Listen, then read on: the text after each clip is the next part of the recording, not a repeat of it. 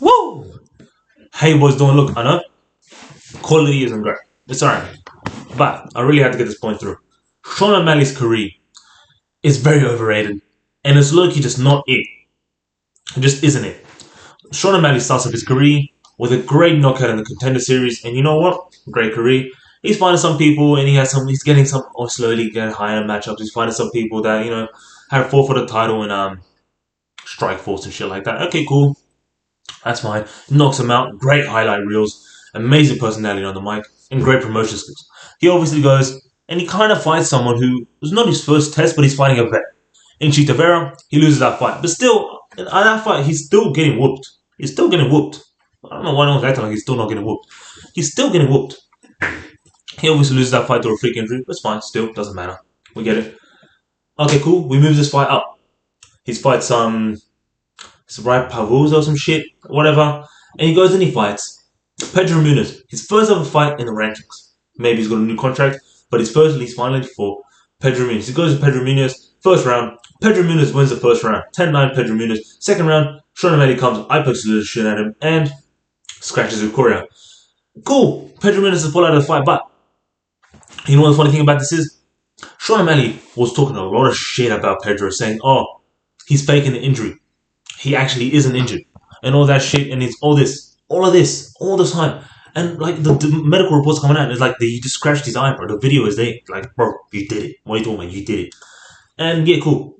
He goes to that fight, which he actually lost the first round. But still, Pedro would have most likely lost the decision to Sean O. And then he goes and fights. Sean O Malley goes and fights Peter Yan. Peter Yan, the number two ranked fighter. He jumps up from not even ranked, to number 2 ranked fighter, or he was number 11th ranked. One of the two. He fights Peter Yan.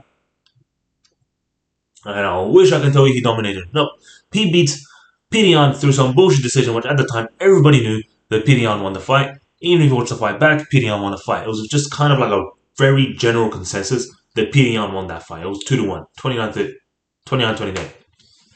Cool. He wins that fight, he gets that robbery. But anyways, if you do win that fight against Peter Yan, you are deserving for the title, especially when Marab was not trying to fight his mate. Cool, that's fine. He fights the title, but he fights this title in a very bullshitty way. So Aljo versus Cejudo. Cejudo comes back from retirement, big fight.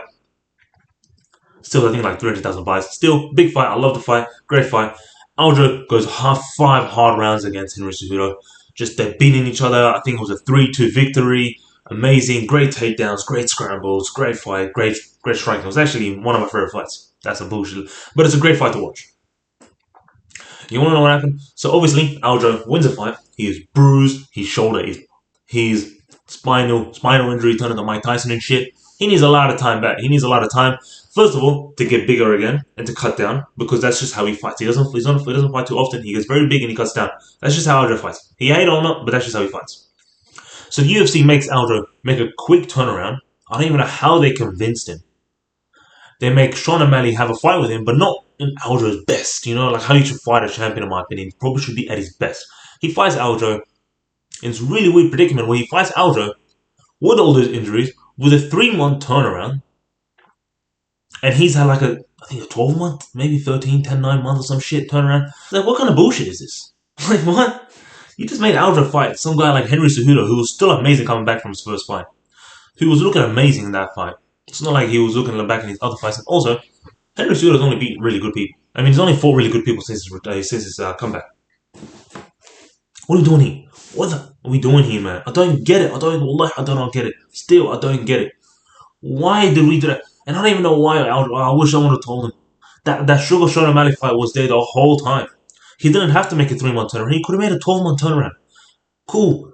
Aljo still would have been remained as a champ. Everyone still would have known him as a champ. I don't get it. Still, I don't get it. I don't know why. I don't think I'll ever understand it. Why he took that fight. He said he took it for the pay-per-view buys and all that, and for the money. He thought he could win. But why would you not fight him at your best? I don't get it. But obviously, Sean O Malley beats him in the first round, knocks him out, which actually was a great performance. You know what? You can't even hate on the performance. I'm kind of sound like an hater. You know what? I guess I am. And then he fights Chito Vera. And do you want me to tell you Chito Vera's title run? His last fight was against Pedro Munez, which remember is the same fighter the thing he fought. And Pedro wasn't even in the top 5. I wish Pedro was in the top 5. So Marlon Chito Vera fights Pedro Munoz for the title. He wins that fight by unanimous decision, and the UFC 292 card with Sterling vs. O'Malley happened. And that's how we got his O'Malley fight.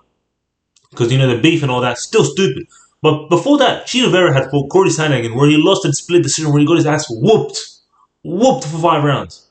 And before that, he has fought Dominic Cruz, Rob Font, and Frankie Edgar, and Davey Grant. And then his last other fight was Jose Aldo.